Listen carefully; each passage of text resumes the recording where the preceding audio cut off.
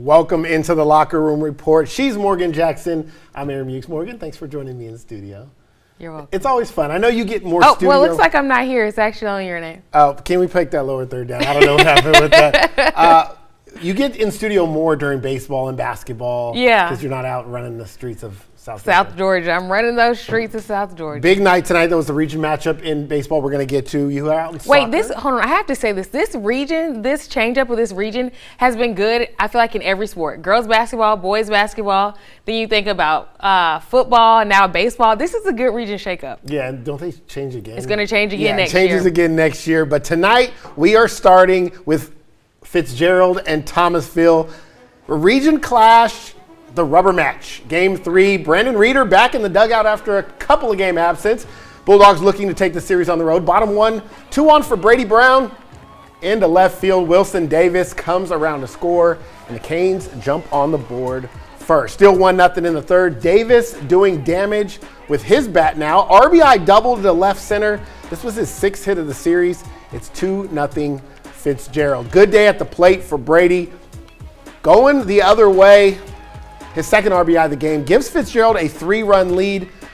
The Canes would try to add some more, but Ben McDougald would finally get out of a jam with runners in scoring positions. Strike 3 gets him looking there. This is my brand of baseball, though, for Fitzgerald. Caden Cowan, watch this. He's going to lay it down to the right side. Perfect placement on the bunt and then shows off the wheels.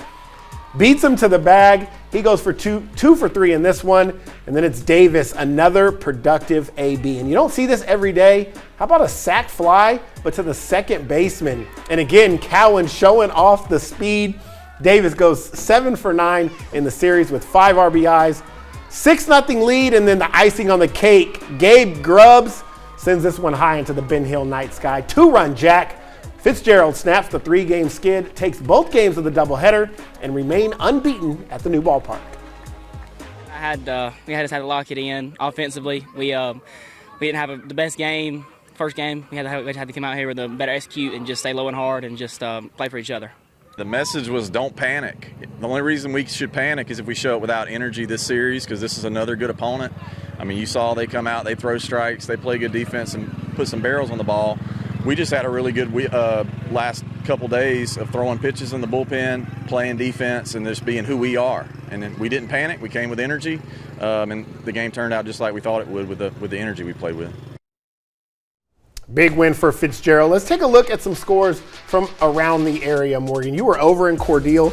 Crisp falls to Pierce County 8-3. Clinch County gets the win over Atco. TCC with a 1-run win over Lee County. And Colquitt took care of Valdosta 8-0. I don't know if that was game 1 or game 2. That was game 1. I'm not sure what game 2 was. But Lowndes, a big win over Tift County, clinching their 7th straight. 7 straight regions. Crazy. Mitchell, Pelham, what a game. Bainbridge Westover, same thing right there. Irwin County getting a nice win over Eccles County. Brooks County 15-10 over Turner County. These some big scoring games. All right, we're just getting started here on the Locker Room Report. After the break, we head to the pitch. And just like I said, Morgan was out in Cordele. Crisp County in action against Pierce. Coming up next. Last season, the Crisp County Cougars clawed their way into the Elite 8. With their last loss coming on February 17th, it looks like another deep postseason run could be in their future. But first, they must conquer the region. On the clock, Friday night, the boys.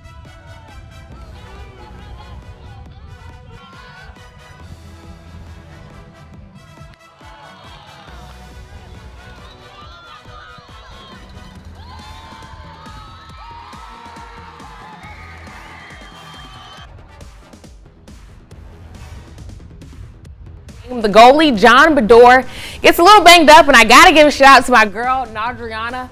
Student athletic trainer at Albany State pops his shoulder right back into place like a boss. She's back. Wow. And we're back in business.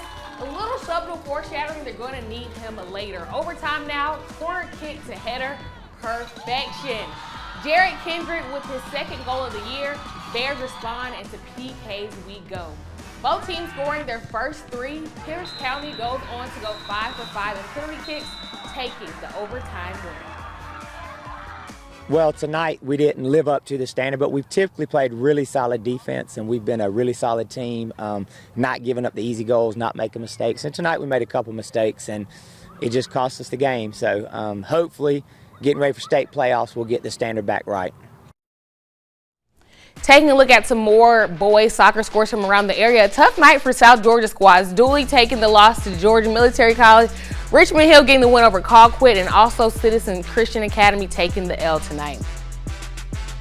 On the girls' side, it was Trutland taking care of Dooley 2-0. Richmond Hill 3-1 over Colquitt, and FPCA takes care of CCA 9-2. Here is the Albany State University Player of the Week. Well, the Canes entered Friday night at a tipping point after 3 tough losses in a row in a region where you can quickly find yourself sliding in the standings. 2 wins was just what the doctor ordered. A big part of those 2 wins, Gabe Grubbs, after coming in to finish game 2 of the series, he kept riding that wave into the finale, tossing 6 innings of scoreless ball, allowing 2 hits while striking out 6. Just really wanted to throw shots, get ahead, let my defense work. That's all I had to do. That's what worked for me tonight. When I had to come in and close, I knew I was going to start the next game. So I came in, threw strikes, saved my arm just a little bit, and let me go to the next game.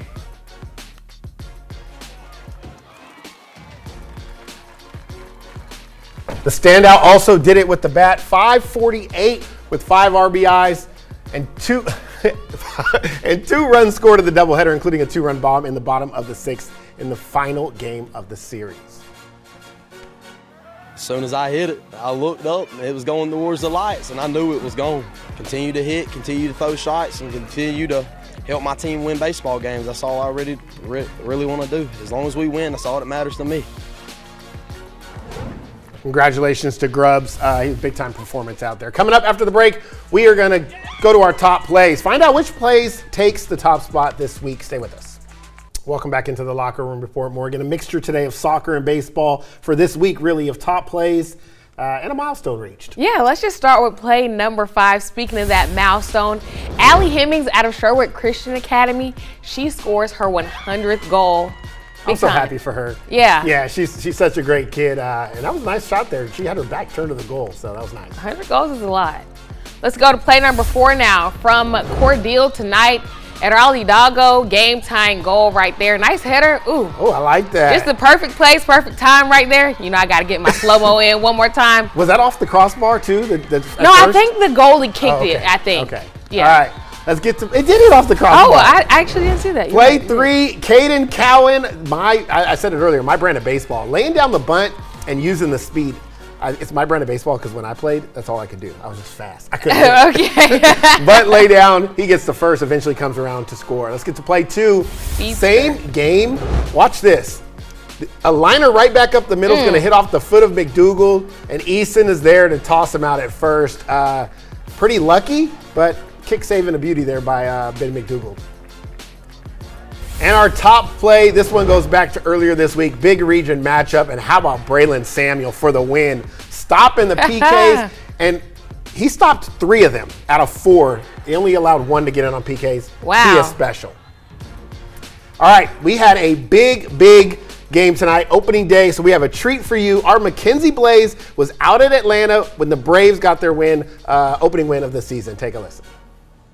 Post-game fireworks just wrapped up behind me. Celebration here tonight with game 1 of 162 in the books. The organization celebrated 60 years in Atlanta while ushering in the Walt Weiss era. Before the game, Weiss said he was embracing the high expectations the city has for this team because a high bar means a history of success. And with the Braves' performance tonight, I'd say they're headed in the right direction. The 2 double plays early when Chris's pitchers were starting to mount a little bit in the first 2 innings. So great defense. It was just a really well-played game. We hit the ball in the seats. Ran the bases well.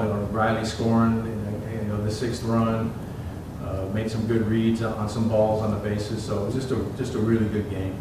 36-year-old southpaw Chris Sale got the opening day nod for the 2nd consecutive year. He allowed just 3 hits in 6 innings while recording 6 Ks. Strikeout number 5 was a special one for him because he passed Bob Feller and Warren Spahn in career Ks to enter the top 30. It's hard for me to kind of wrap my brain around and talk about, but I appreciate it. It's humbling to just be in the same sentence as those guys because I don't forget being 12 years old and thinking about all of this. In the opening day dub, it was second baseman Ozzie Albies who stole the show. Making his 9th straight start for the A, Albies launched a bomb to right to start the scoring. Deja vu for Braves fans from last year's opening day. In the pregame, Weiss said that he expected the bats to be hot after the way spring training went, and he was right. I talked to you, I know it's spring, you got to be careful talking about spring, but I just like the way we were taking the bats and keeping the line moving. Just watched that closely because we had some guys that struggled a little bit last year, and I just had a really good feeling about our offense. Look, this is one game, but I have a good feeling about our offense and where we're at. But it's the pitching staff that still remains questionable. Sale delivered in this one, but with 4 starters out and a reliever battling an injury, the bullpen will need to carry a lot of the weight for the rest of the series. But the Braves have a chance to take this series tomorrow against the Royals. First pitch at 7:15, and Ronaldo Lopez will be on the mound. In Truist Park, Mackenzie Blaze, WLB Sports. Go ahead, Mackenzie Blaze. That girl in her element. Yeah, she looked good. She is in her element. Thank you for that. Big win for the Braves. Already off to a better start than we saw last year. Great opening night there. Yeah, we're glad you guys could join us here on the Locker Room Report. We'll be back tomorrow with some more sports, track meet, and baseball. So make sure you tune in for that. Have a good night, South Georgia.